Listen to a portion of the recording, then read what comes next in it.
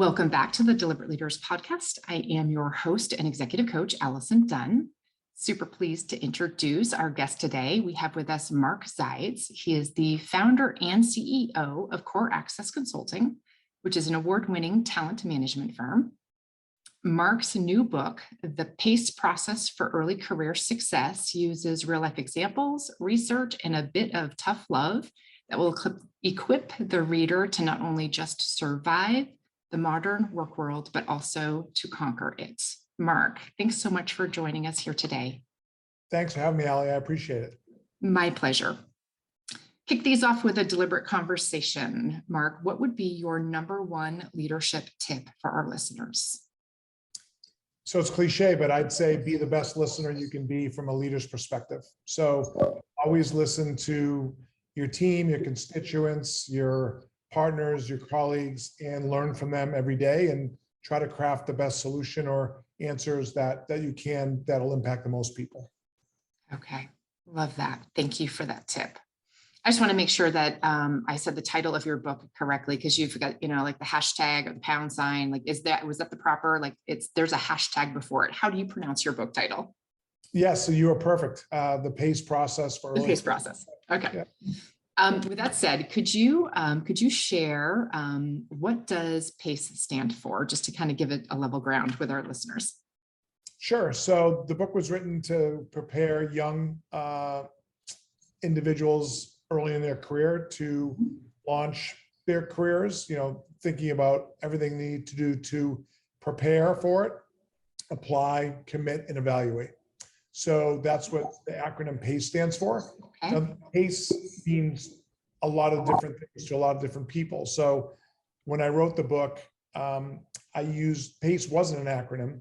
And just like any entrepreneur or business leader or coach like you want to try to come up with a process or, a step-by-step approach to being successful, whether it's a framework or a model. So I turned the word PACE, which I was always coaching young adults or students or even kids that I coached on, keep the pace or maintain the pace or pick up the pace or slow down the pace, right? It means a lot of different things, a lot of different people. So in the context of a business world, I wanted to say, look, you can prepare for a job or prepare for an interview or prepare for a career change. And then what do you need to apply toward that, right? So you need to apply either yourself or your skills, your behaviors.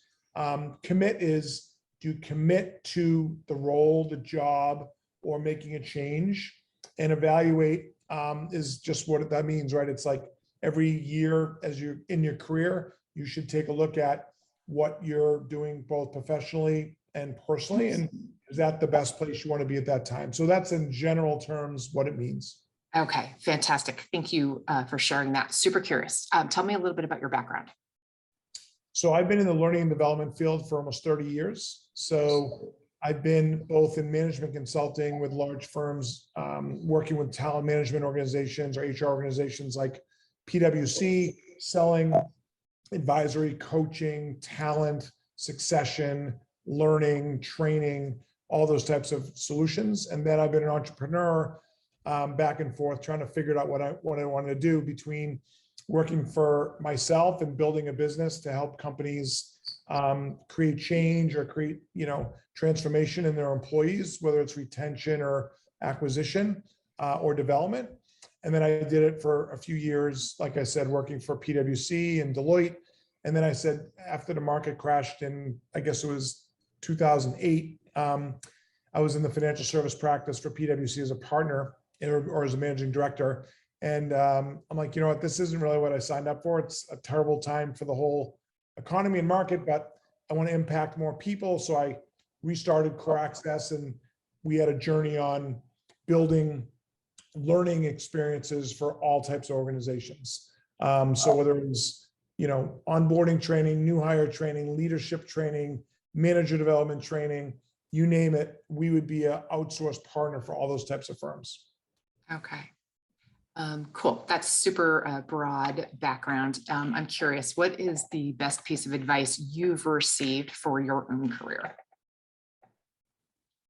Don't be afraid to make mistakes. So when it comes to building a business and, being in the trenches every day. It's okay to make a mistake, and it's okay as long as you learn from it and apply it where you're not going to hopefully do it again. But that's been some of the best advice. It sounds, again, like motherhood and apple pie advice, but it's really been good advice. I did never think that we're really making mistakes. We're just always learning, and you have to make mistakes in order to get the big learning out of certain things. So that's a great piece of advice. Spoken from a true coach. Absolutely. True. What types of tips would you have for professionals that are looking to continue like an ongoing career development? So you create learning platforms, but what would be your guidance for someone who maybe doesn't have that in their business or their company?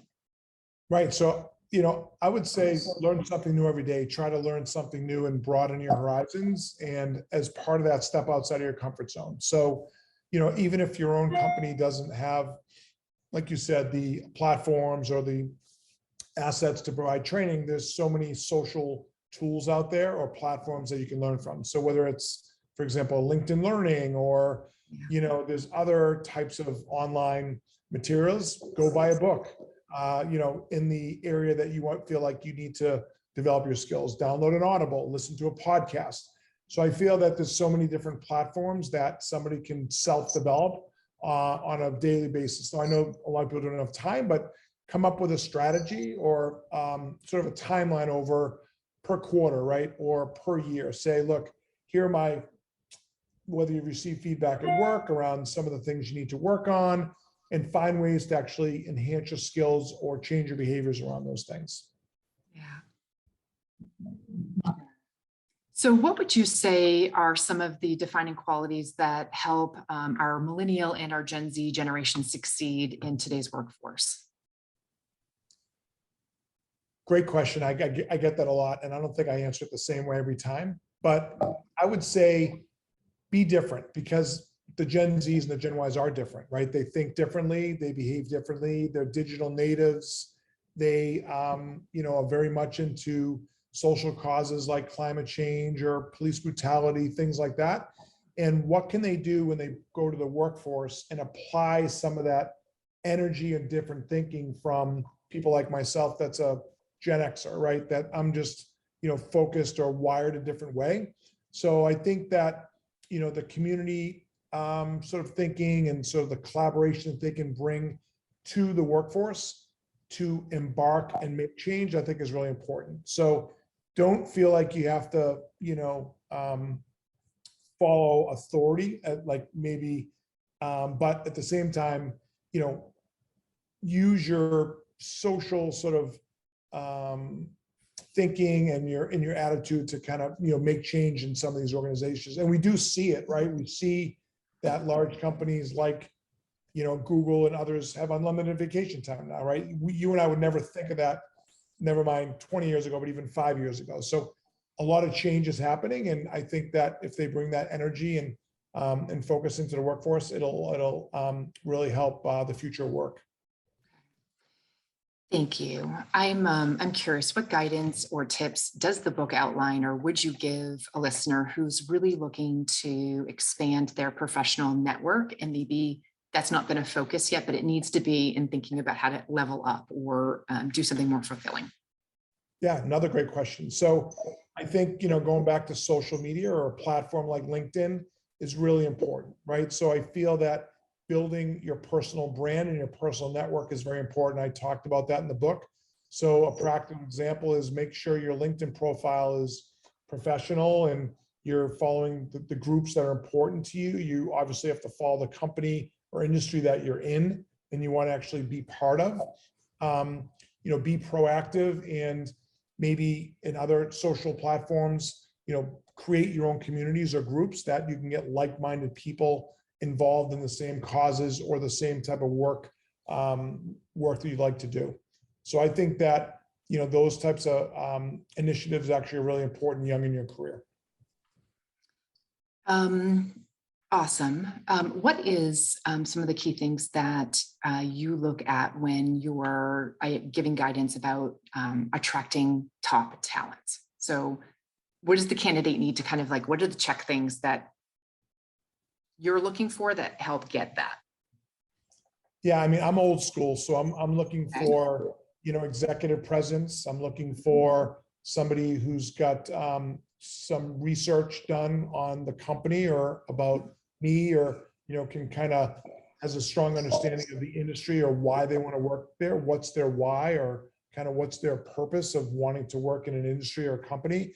So I'd coach somebody on doing the research up front and making sure they're mapping their goals and what they want to do to what the company's goals are as well. So I think some of the, tendencies around preparation, making sure that, you are prepared for a video interview, right? There's not as many face-to-face videos, face-to-face conversations as we may have had 5-10 years ago, sort of pre-pandemic.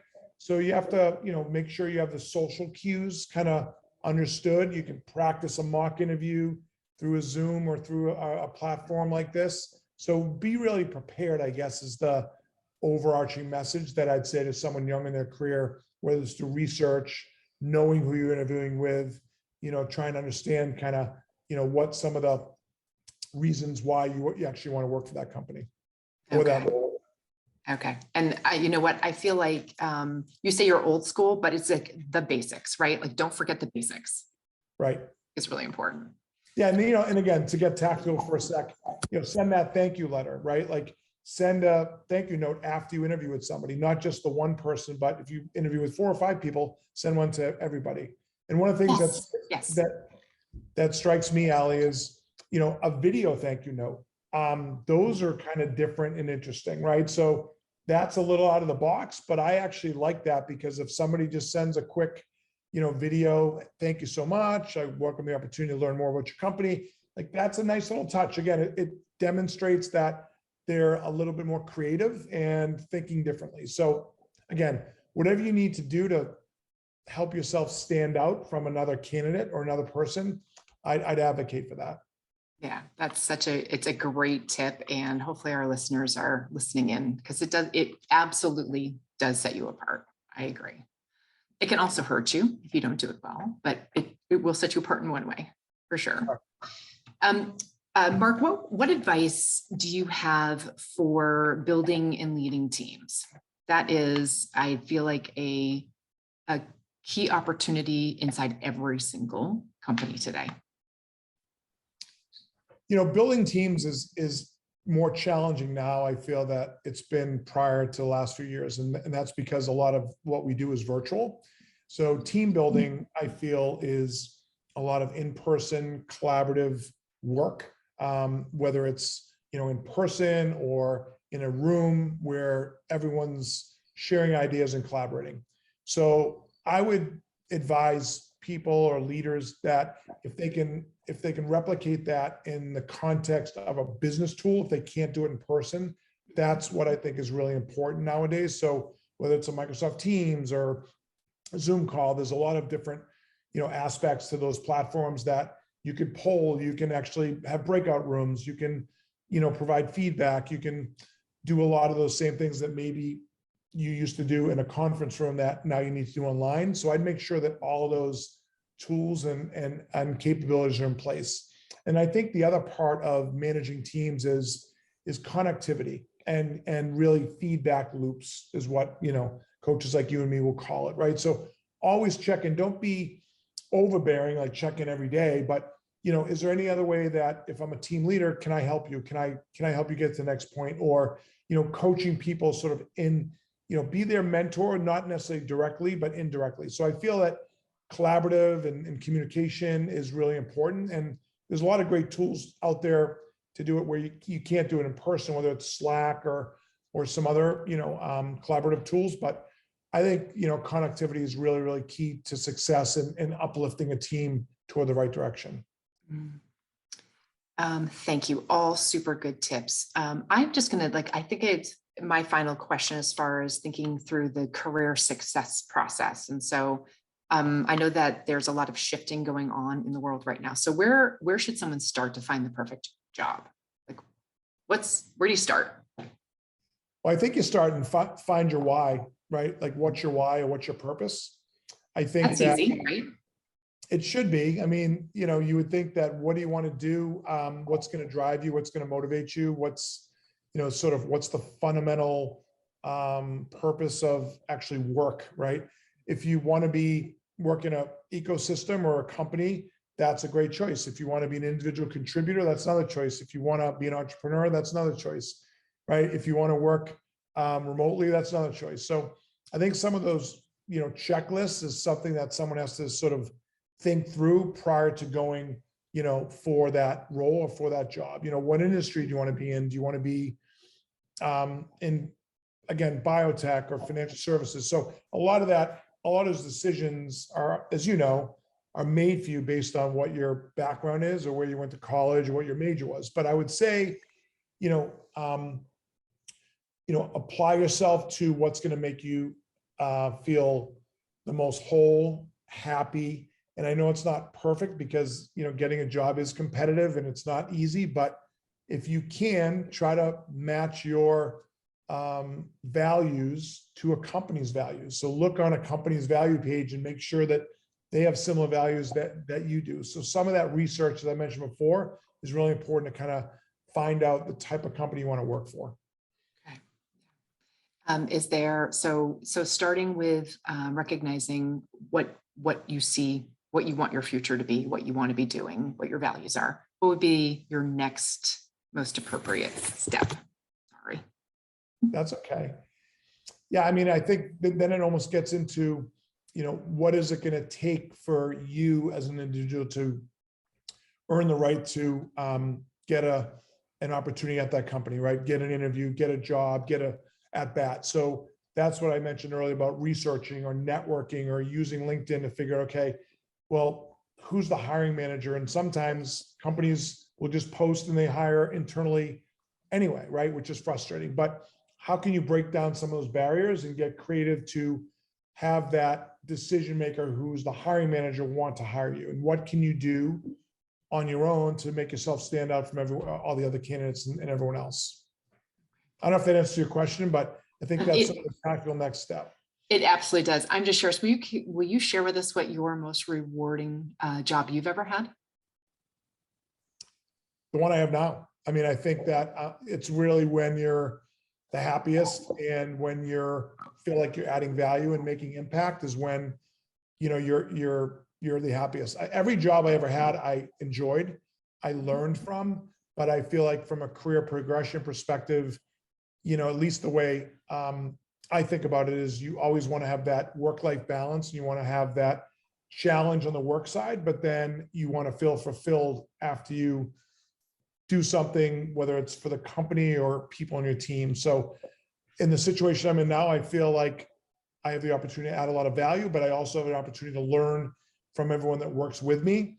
And that's very fulfilling. And you can't always get that, as you know, in every company, right? So how lucky are we that we do, right? Yeah. I agree. You work with a lot of organizations.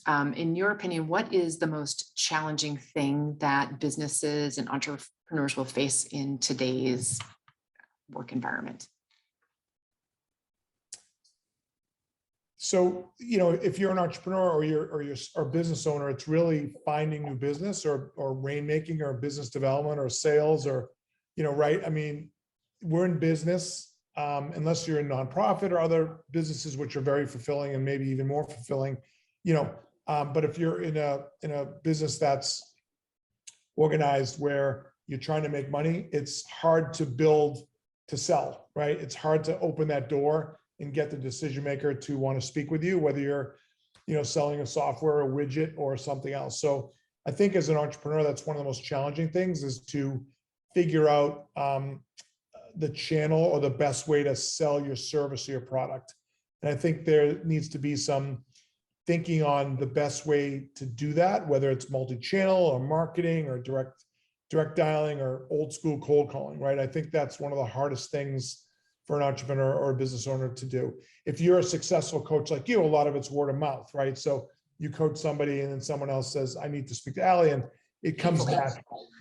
Thankfully, yes. Now, not in the beginning though. Right. So when you first started, how did you get your new coaching client, or how did, so that's probably the most challenging thing, I would say, to answer the question. Okay. I 100% agree. I feel like being in a different phase now, I think it's more of, getting talent, but initially, until you get the right amount of sales, you can't get talent. So I agree. Yeah. Mark, what is the best way for our listeners to connect and or find you? Yeah, thanks for that. So I have a website, www.markzides.com. So, you can connect with me there. You can send me an email, mark@markzides.com. I'm on Instagram. I'm on LinkedIn. If you just reach out on LinkedIn, I'm happy to DM with you and kind of learn about, how I can help. So I'm sort of an open networker by nature, and, happy to help anyone at any point in their career, whether it's on the coaching side, on the talent side, on the learning side, or I also do some investing and help startups and, board work, things like that. So happy to help anyone who wants to kind of grow themselves or grow their business. Fantastic. I will make sure that I include those connections in the show notes as well. So, Mark, I just want to thank you very much for joining us today and sharing your insights. Thanks for having me. I really appreciated the time. Thanks. My pleasure.